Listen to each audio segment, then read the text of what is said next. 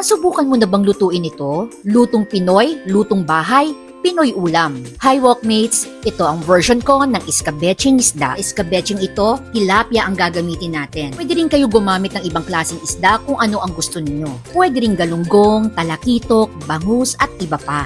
Para mabilis, ihanda na natin ang ating sauce. Combine lang natin ang toyo, suka, banana ketchup, lagyan din natin ng konting tubig, asukal, pamintang durog, at potato starch slurry, pampalapot ng ating sauce. Pwede rin kayong gumamit ng cornstarch. Then, set aside. Ngayon, pwede na natin prituhin ang ating mga tilapia. Ako, sa pagprito, hindi ko masyadong tinutusta, yung tama lang. Pag luto na, itabi muna natin. Separate cooking pan, lutuin natin ang ating sarsa. Magigisa tayo ng sibuyas, isunod natin ang bawang, tapos ang luya, carrots, at bell pepper. Ihahalo na rin natin ang ating sauce mixture. Para mas masarap, magdadagdag tayo ng patis. Kung masyadong malapot, pwede kayong magdagdag ng tubig. Ayan, luto na. Ang bilis lang. Ayan, may idea ka na kung anong lulutuin mo ngayong pananghalian o hapunan. Serve and enjoy. See ya!